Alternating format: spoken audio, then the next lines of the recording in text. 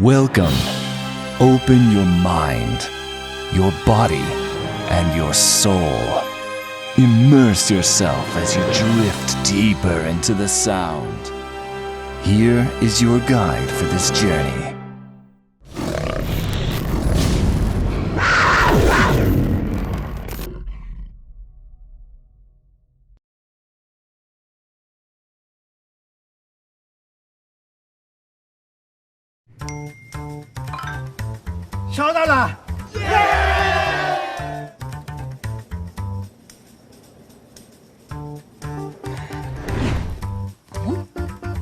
He's got it. I've got it! 届いた届いたได้แล้ว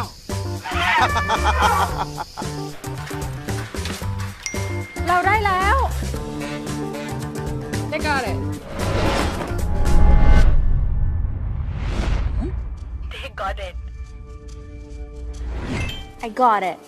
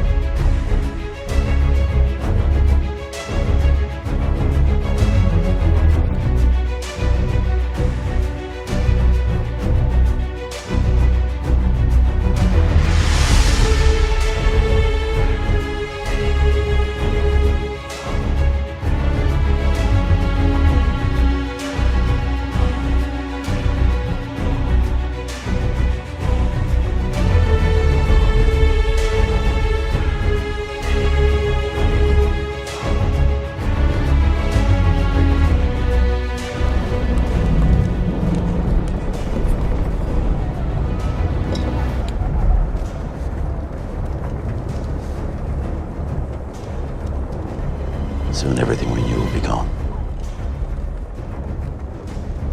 All that is left of creation will lie within these walls. Outside, just the waters of chaos again. You're angry. You judge me. Let me tell you a story. The first story my father told me, and the first story that I told each of you.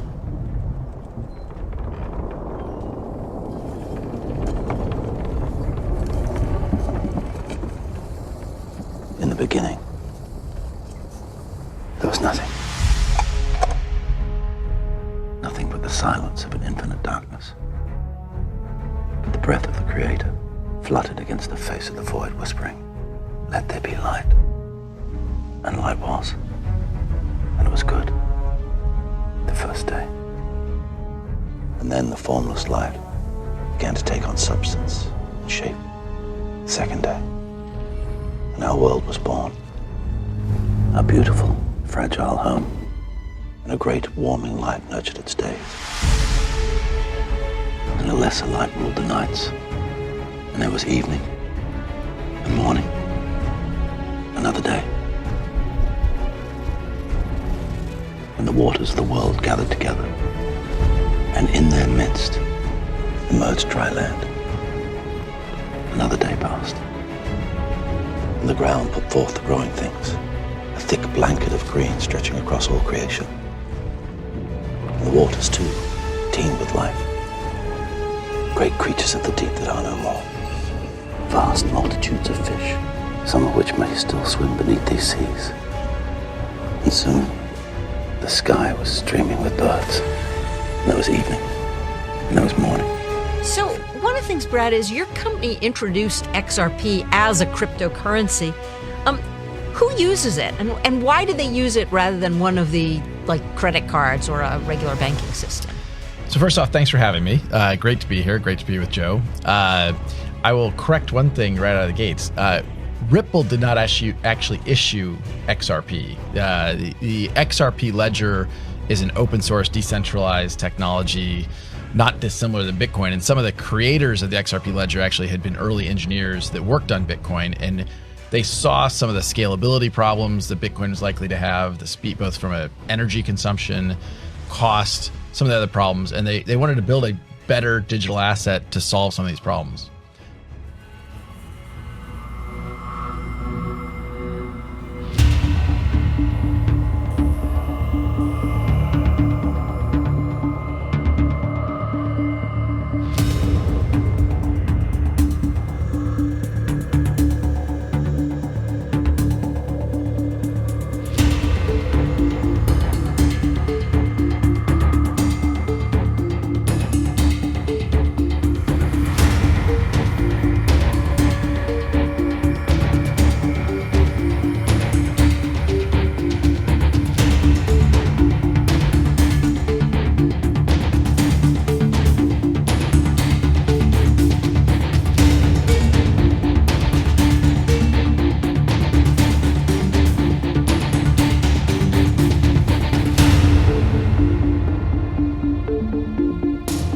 That this is as close to instantaneous transfer of money humanly possible that he has ever seen. It begins again. Air, water, earth, plant, fish, bird, and beast. Paradise returns. But this time there will be no men. If we were to enter the garden again, it would only be to destroy it once more. No. The Creator has judged us. Mankind must end. Shemanila, you will bury your mother and I. Ham will bury them. Japheth will lay you to rest. You, Japheth, you will be the last man, and in time you too will return to the dust. Creation will be left alone, safe and beautiful. We think the use case for the XRP ledger and XRP, the digital asset, is really around initially reducing the cost of liquidity for cross-border payments. Long term, though, we think it's a key winner in this race to be another digital asset for the world for all kinds of use cases. So that's the way you say it. It's a long-term play, has to have value, can't just be a store of value for store of value's sake, has to actually have a use case, and that's how we see this evolve.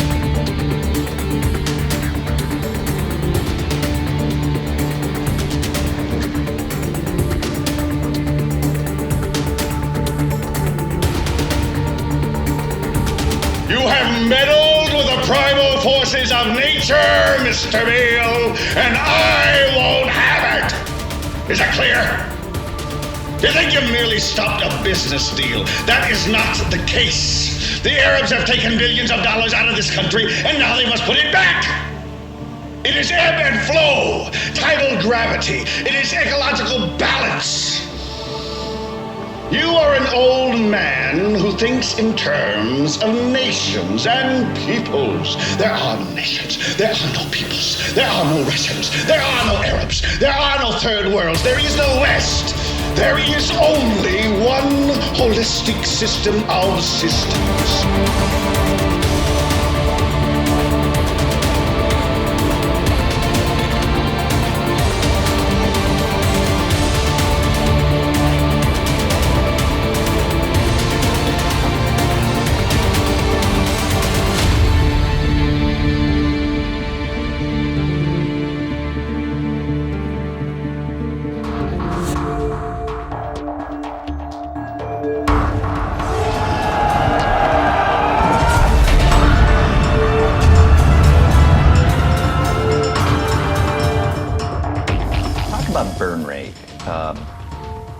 there are all types of different views of burn rate. You've been through it. You've seen several cycles. You really want to know? I really do. Okay. Absolutely. Chris has done a great job on this, by the way, so it's an easy question, but it's a remarkable thing because a guy like Chris, we raised money quickly, successfully on a second round. There's a lot of money in the bank. We see most entrepreneurs, when they have that money, they find ways to spend it, even if they say they might not. You've done a great job, but why has it been so important for you to really manage that burn rate, keep it very low as you've built the business? You've spent no money on marketing. Maybe take us through that and what advice you would give, having been through cycles, and how people should think about it. It's probably the fear of what we all did during 99, 2000, the sort of land grab, where we were all spending like drunken sailors, and you were forced into it. We did the $5 million Yahoo deal that brought in $1 million worth of business. It was like, what the hell were we thinking? And we were all celebrating that because it was a great, to be honest, it was good. It was a good press release. It led to Goldman, working with us for our IPO. It led to another round, which, it sort of made sense back then, but it's a reckless way to run a business. And it was all about marketing. So I think, now it's more of a focus on technology. One vast and immane, interwoven, interacting, multivariate, multinational dominion of dollars. Petrodollars, electrodollars, multi-dollars, Reichmarks, rims, rubles, pounds, and shekels. It is the international system of currency which determines the totality of life on this planet. That is the natural order of things today. That is the atomic and subatomic and galactic structure of things today. And you have meddled with the primal forces of nature.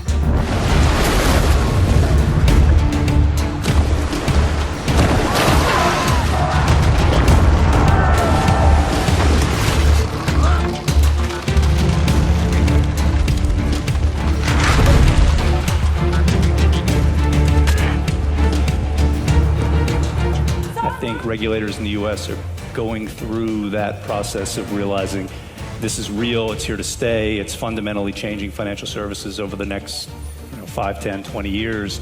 And if you don't deal with it as a regulator, you're just going to be having to run faster to catch up later. And that's what worries me, is that new technologies are obviously accelerating away from policymakers and regulators. And we need to do a much better job as a policy-making regulatory community to catch up.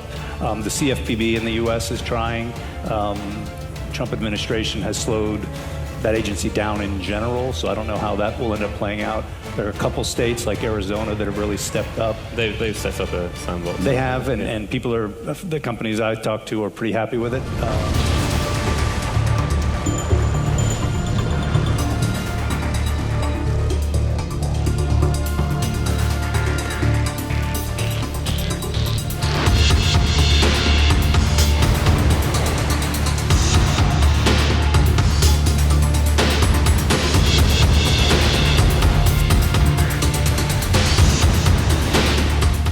And you will atone. Am I getting through to you, Mr. Beale? You get up on your little 21-inch screen and howl about America and democracy. There is no America. There is no democracy. There is only IBM and ITT and AT&T and DuPont, Dow, Union Carbide, and Exxon. Those are the nations of the world today. What do you think the Russians talk about in their councils of state? Karl Marx? They get out their linear programming charts, statistical decision theories, Minimax solutions, and compute the price-cost probabilities of their transactions and investments, just like we do. We no longer live in a world of nations and ideologies, Mr. Beale. The world is a college of corporations, inexorably determined by the immutable bylaws of business. The world is a business, Mr. Beale.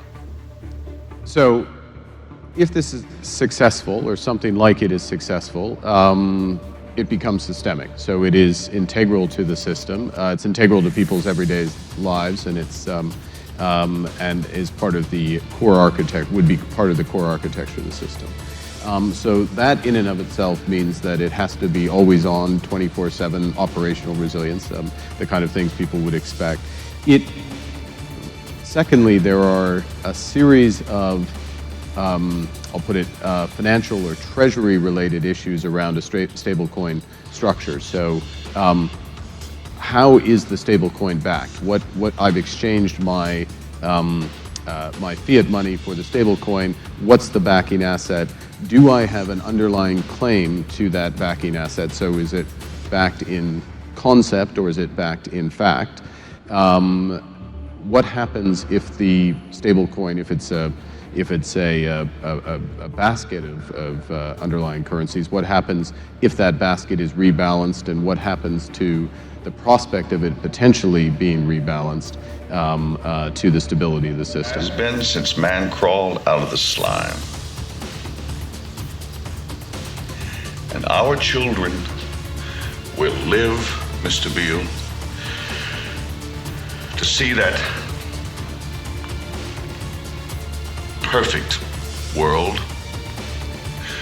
You know, we've been operating in the regulated space since 2012. And we've engaged the governments worldwide. We're actually actively engaged with 50 different governments. And we're making sure to comply with all AML, BSA, CFT, and other requirements. Our company, I know that a lot of people have the misperception that, you know, blockchain is completely unregulated, et cetera. But not only do we have, are we directly regulated, we have a money services business license with FinCEN. We also hold a New York State Department of Financial Services BIT license. But we are not consumer facing in any way. And that means that the entities that we partner with, particularly who use RippleNet, our global system for cross-border payments, those entities are all financial institutions that are regulated. So they're regulated banks and they're regulated payment providers that all have their own, AML, FinCEN requirements. So we very much operate within the regulated framework. As far as there's obviously all of the whole host of AML requirements, but I think it's also important to note that we also partner with exchanges that are also regulated as money services businesses registered with FinCEN. And then in addition to that, when a customer, so a financial institution, decides to onboard and use RippleNet and our liquidity solution, which is called On-Demand Liquidity, which is the software that essentially uses XRP. Those customers, Ripple conducts its own due diligence of our customers to make sure that they're complying with their requirements, and we're also making sure that they sign up and they use a licensing agreement with us, to make sure that they're maintaining best practices. It's all right.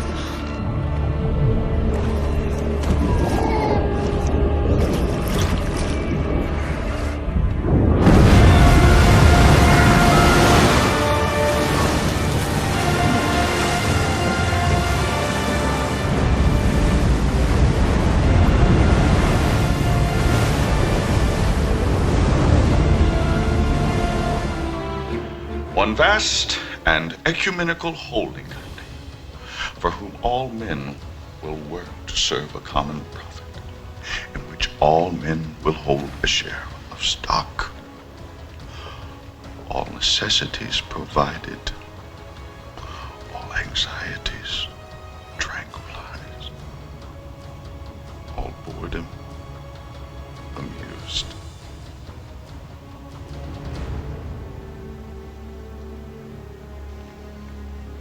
have chosen you, Mr. Beale, to preach this evangel.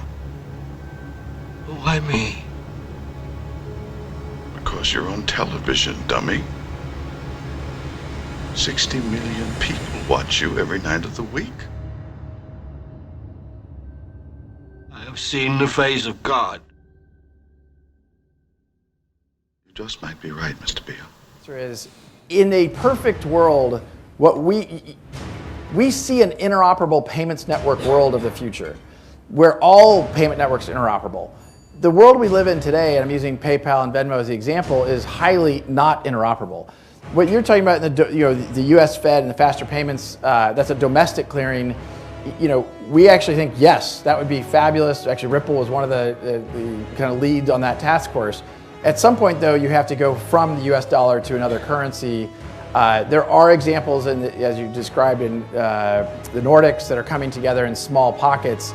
The question is, can you do that across hundreds of countries, or a couple hundred countries, and thousands or tens of thousands or hundreds of thousands of different payment networks? We see a world where today the Internet of Information uses TCP/IP and HTTP to enable interoperability across information networks.